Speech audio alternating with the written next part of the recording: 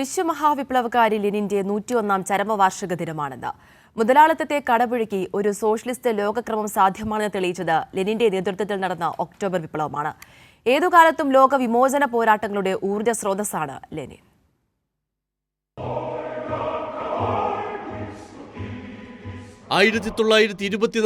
ജനുവരി 21 54-ാം വയസ്സിൽ ലെനിൻ മരിച്ച ദിവസത്തെക്കുറിച്ച് ബർത്തോൾട്ട് ബ്രെഹ്ത് എഴുതിയൊരു കഥ ഇങ്ങനെയാണ്. ലെനിന്റെ ജഡത്തിന് കാവൽ നിന്ന പട്ടാളക്കാരൻ വിശ്വാസം വരാതെ അകത്തുചെന്ന് അദ്ദേഹത്തിന്റെ കാതിൽ ഉറക്കെ പറഞ്ഞു, ഇലിച്ച്, ചൂഷകന്മാർ വന്നുകൊണ്ടിരിക്കുന്നു. ലെനിൻ ഇളകിയില്ല. അപ്പോഴേ അയാൾക്ക് ഉറപ്പായുള്ളൂ അദ്ദേഹം ജീവൻ വെടിഞ്ഞുവെന്ന്.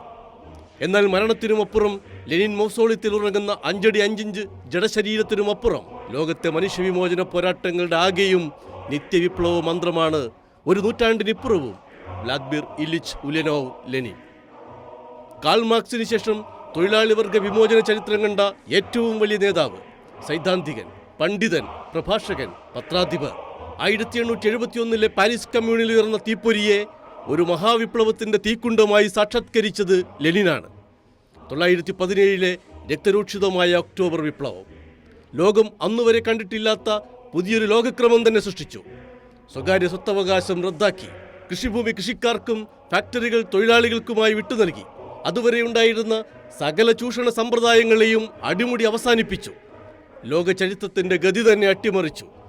1991 ആ സോവിയറ്റ് സ്വർഗം അവസാനിച്ചെങ്കിലും റഷ്യയുടെ അബോധത്തിൽ നിന്ന് ലെനിനെ മായ്ച്ചു കളയാൻ മാത്രം ആർക്കും സാധിച്ചിട്ടില്ല.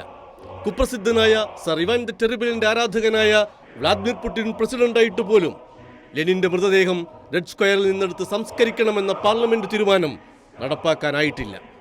പർവ്വതങ്ങളെക്കാൾ ഉയരവും സമുദ്രങ്ങളെക്കാൾ ആഴവുമുള്ള അഗാധമായ മാനവികതയുടെ ശബ്ദം പരക്കുന്ന എവിടെയും ലെനിന്റെ ഓർമ്മകളും ഉയർന്നു നിൽക്കും.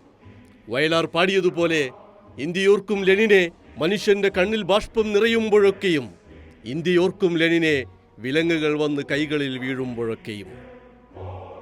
ബിജു മുത്തത്തി, കൈരളി ന്യൂസ്.